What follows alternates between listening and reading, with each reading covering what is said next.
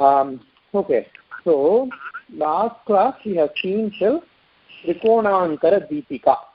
So there are shlokas for these are the namas that describe how to meditate Ambal upon various places of the body. Shirasthita Chandranibha, meditate her like a moon in your Sahasrara Chakra. So that's the meaning of these two namas.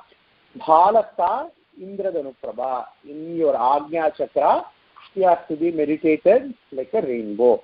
Hridayastha Savitrakya, in your heart chakra, she has to be meditated as illustrious as the sun. And Trikonantara Deepika, meaning she is like a light in the middle of a triangle. So Trikonantara Deepika. So now we have to see shloka number 120. Dakshayani Daityahantri Daksha Yajna Vinashini. Dakshayani, we all know. Daksha is a Prajapati. He is a Manu. Dakshayani. She during one of her avataram, she was born as a daughter to Daksha Prajapati. And then she did tapas and she married Parameshwara. So that's why she is called as Dakshayani. Dakshayani also means all the nakshatras, because we all know the story. Daksha Prajapati, he has got 27 daughters, which he had married to Chandra, the moon god. And because those were also daughters of Daksha, they can also be called as Dakshayani. So she is present in the universe as the 27 nakshatras as well. Dakshayani. The next nama is Daitya Hantri. Han dhatu means to kill. She is killing who? Daityas. Daityas are asuras. So Daitya Hantri, the one who kills all the asuras. Why asuras are called as Daityas? I think in one of the previous classes I have told you. Kashyapa Prajapati, he has got two wives. One wife is called as Diti and the another wife is called as Aditi. The sons of Diti are called as Daityas and they are all the asuras. And sons of Aditi are called as Adityas and they were all the devas. So Daityas and Daityas and Adityas, asuras and devas, they were born to the same father, but because of their, either goodwill or bad will, they are called as either devas or asuras, and she destroys all the asuras. That's why she is called as Daitya Hantris. And the next meaning of Daityas, these asuras are not present outside the body, but these Daityas are the malefic, thoughts that we have inside our own mind. And because she destroys all the bad thoughts, she is called as Daitya Hantri. The next nama is Daksha Yajna Vinashini. Daksha Yajna Vinashini. Vinashini, who destroyed. She destroyed what? Daksha Yajna. She destroyed Daksha Prajapati's Yajna. That's why she is called as Daksha Yajna Vinashini. We all know the story. Daksha, he was a great Shiva Bhakta. He actually, prayed to Shiva. He did tapas on Shiva, and then he prayed that he asked Shiva to be his son-in-law. Shiva said, okay. And then Sati Devi, the Dakshayani, was born to Daksha, but over time he developed some hatred towards Shiva, and in spite of all the hatredness and things like that, because of insistence of Vishnu, Brahma and Narada, he wedded his own daughter, who is Sati or Dakshayani, to Parameshwara. But even then, he still had that hatred in his mind. And then what he did a great yajna. He did a Soma yajna. He invited all the devas except for Parameshwara. And Dakshayani, who is now the wife of Parameshwara, she went to Daksha's house. She went to the Yajnashala, and then she advised Daksha, hey Daksha, you should not do like that. Parameshwara is Devadi Deva. He is the Lord of all the Lords, and you have to invite him for the proper fulfillment of this yajna.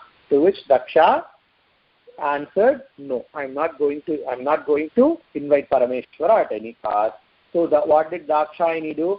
Dakshayani, she immolated herself on the Yajna Agni, on the Agni of Yajna. And we all know what happened after that. Daksha Yajna was destroyed. Parameshwara came, he destroyed Daksha, and then he took Sati's body with him. And then Lord Vishnu, he with his Sudarshana Chakra, he destroyed Sati's body, and different parts of Sati's body fell on different places in and around Bharata, and those are called as Shakti Peethas. Kamakya is a Shakti Peetha. Our Kanchi, Kamakshi, it is another Shakti Peetha. So these Shakti Peethas are present all over India, and these are the places where different parts of body of Sati fell. And we all know, all those stories. Because she destroyed the Daksha Yajna, she is called as Daksha Yajna Vinashini. So this Daksha Yajna episode also signifies some other aspect. So there was a philosophy before the times of Adi Shankara, and that philosophy was called as Purva Mimamsa. Pavanji asked me a question, what is the difference between Vedas and Vedanta? Vedas are divided into Purva Mimamsa and Uttara Mimamsa. Mimamsa means Vedas. Purva Mimamsa. Purva is the first part of Veda. Uttara meaning the second part of Veda. So these two deal with two different subject matters. Purva Mimamsa deals with karma. Like the Sandhya Vandanam we do, it is a karma. Ganapati Homam we do, it is a karma. There are several yajnas that have been discussed in the Vedas, like Soma Yajna, Atiratra, etc. So these yajnas are discussed in detail. The procedure of the yajna, the time to do the yajna, all these are referred to in the Purva Mimamsa. While the Uttara Mimamsa, all the aspect about Brahman, who is Brahman, what is Jnanam, what is Moksha, all those things are described in Uttara Mimamsa. Before Adi Shankaracharya's time, there was a school of philosophy which said that you don't need any god. If you do all the yajnas that are prescribed in the Vedas, even without any devotion, they themselves can give moksha. So that is their philosophy. Meaning, you don't need any god, I just do the action and then I reap the benefit. It is like, touching the fire. When I touch the fire, I'm going to get burnt, right? So I don't need any god to burn me when I touch the fire. This was their analogy.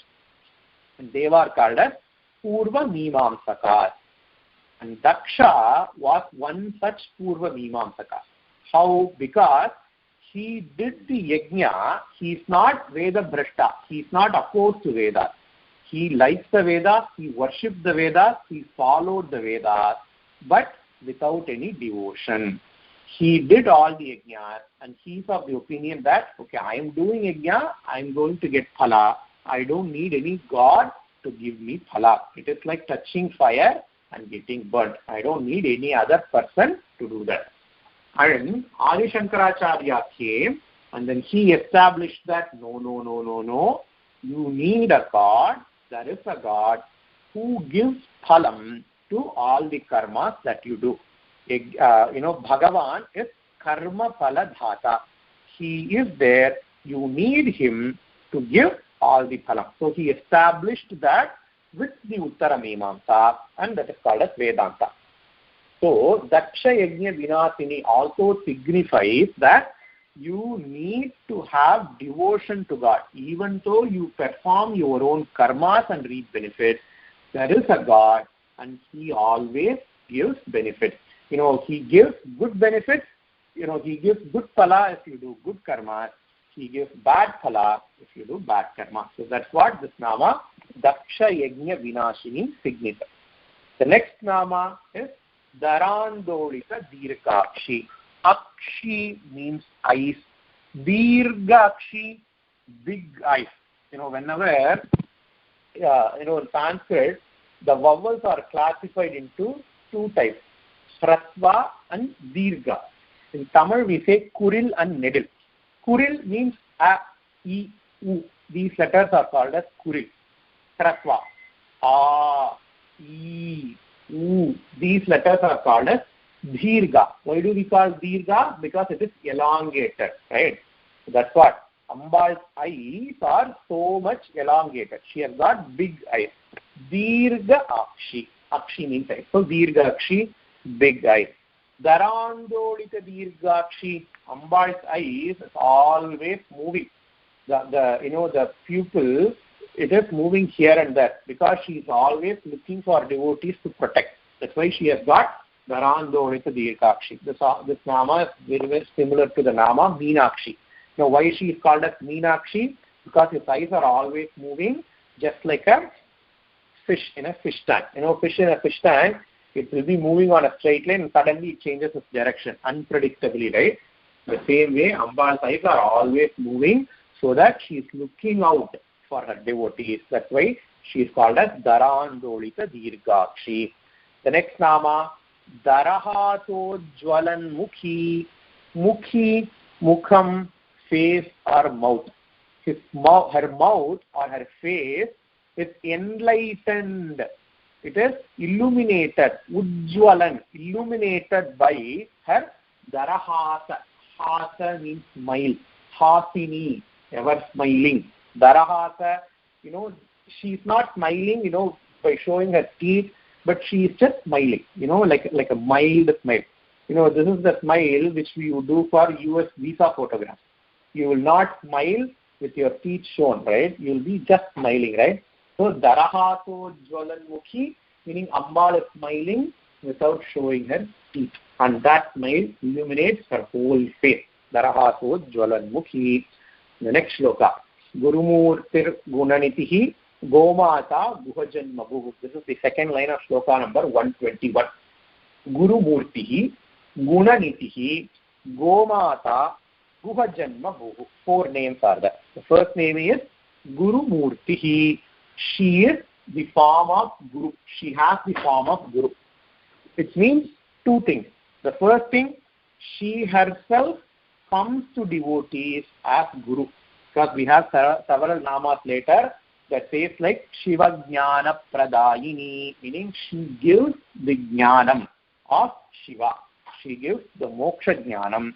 That's why she is Guru. Because whenever somebody teaches you, they are your Guru. So she is Shiva Jnana Pradayini. So that's why she is called as Guru Murtihi. Also, she is in the form of all the Gurus. In Sri Vidya, Tantra, in Sri Vidya philosophy, Guru is indifferent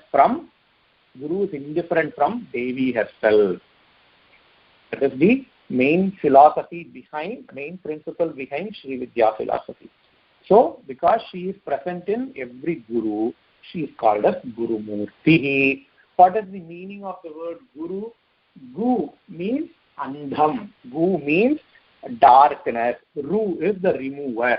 So the one who removes darkness, called as Guru. The one who removes the darkness of samsara, called as Guru. Because she removes the darkness of samsara, she is called as Guru Murtihi. Next nama is Guna Nidhihi. Nidhihi, here Nidhihi means bank. Guna Nidhihi, she is a bank of all gunas. What are gunas?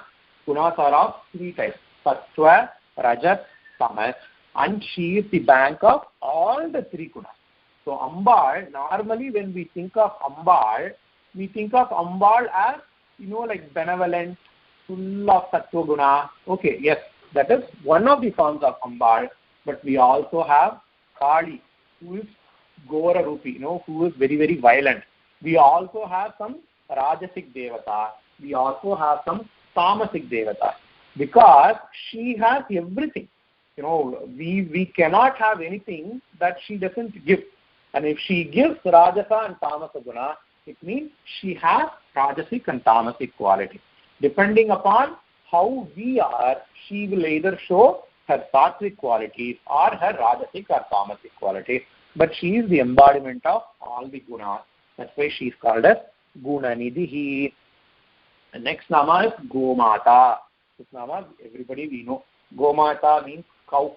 Hinduism, cow, we respect cow. We worship cow with great respect. We say all the Muppatti Mukkodi Devatas, all the 33 crores of Devatas, they are present in the body of cow, because cow gives us milk selflessly.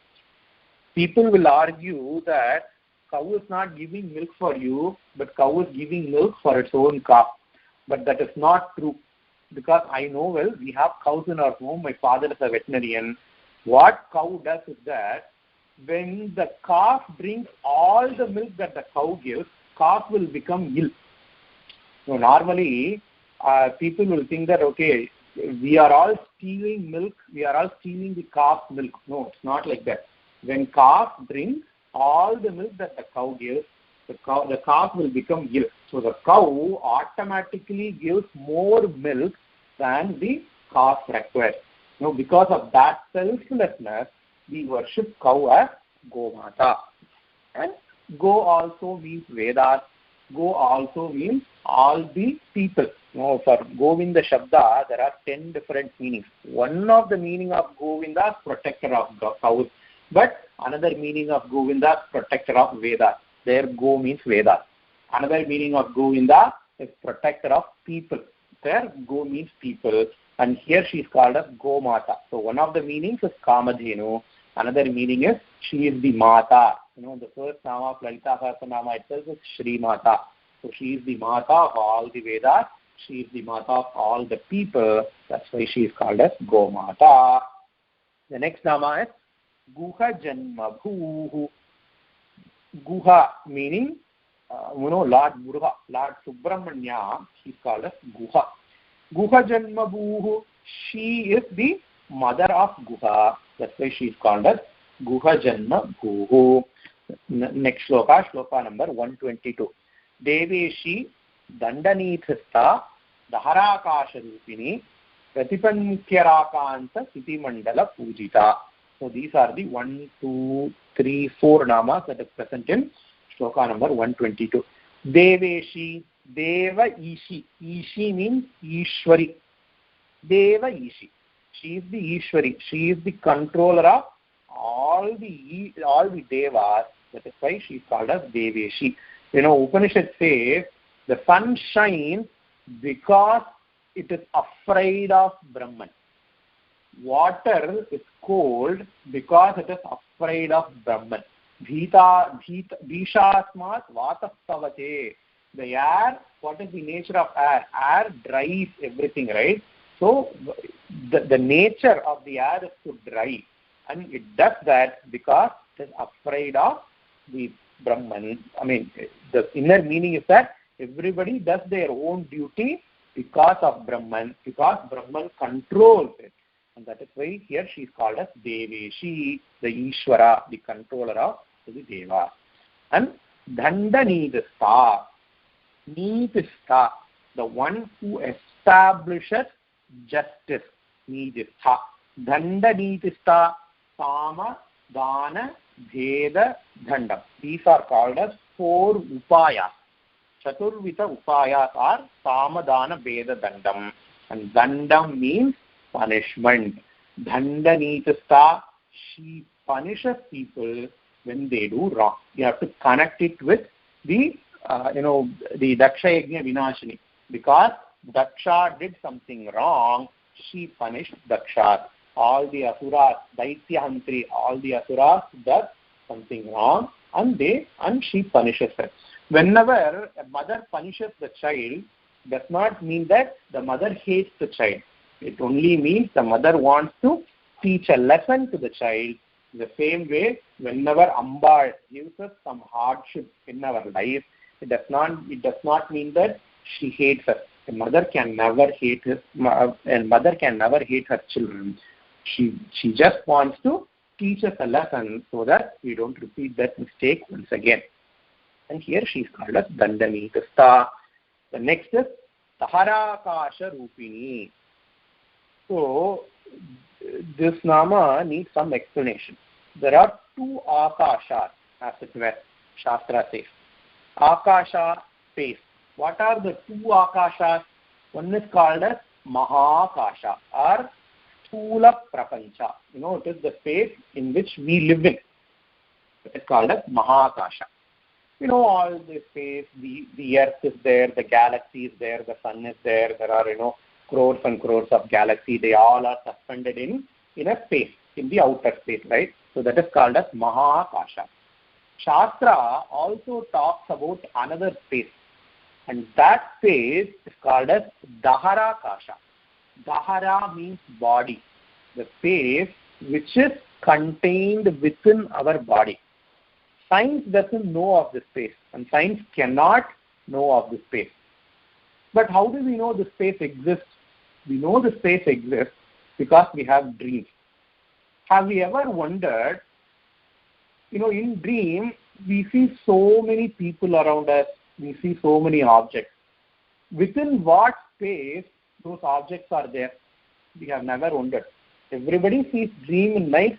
We get happy if we get happy dreams, good dreams. We get sad if we get bad dreams.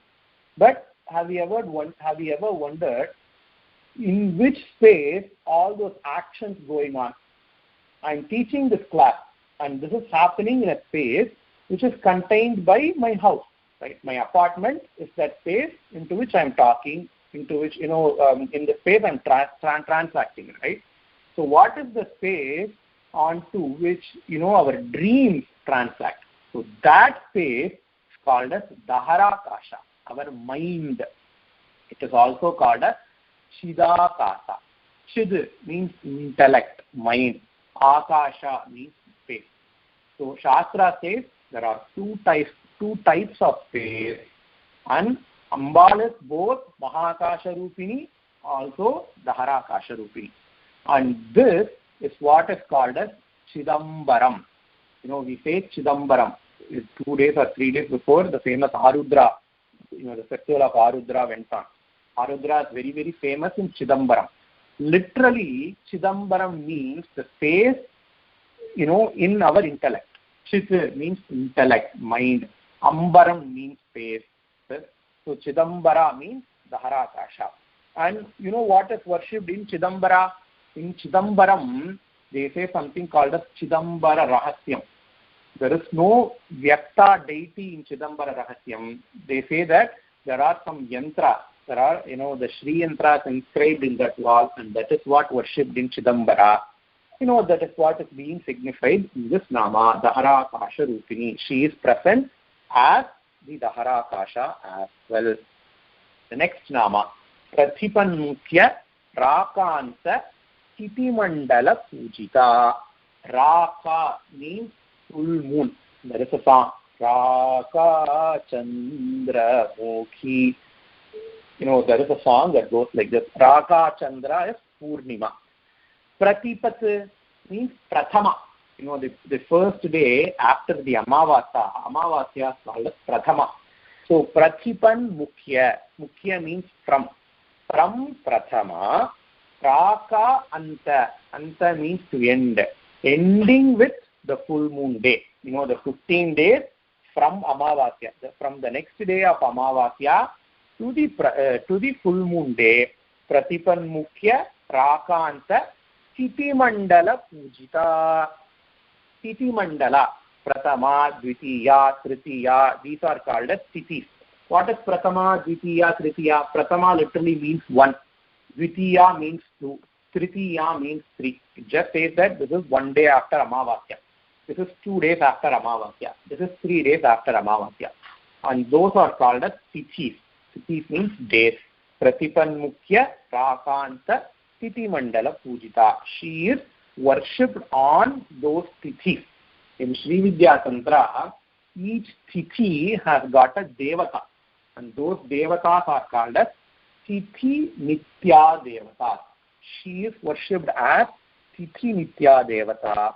And that is what here it is said as Prathipan Mukhya Rakanta Sthiti Mandala Pujita. Meaning she is worshipped as Sthiti Nitya Devis from the Prathama day till the Paurnami day. So with this, we will end today's class. Next class, we will see remaining of shloka number 122 and shloka number 120.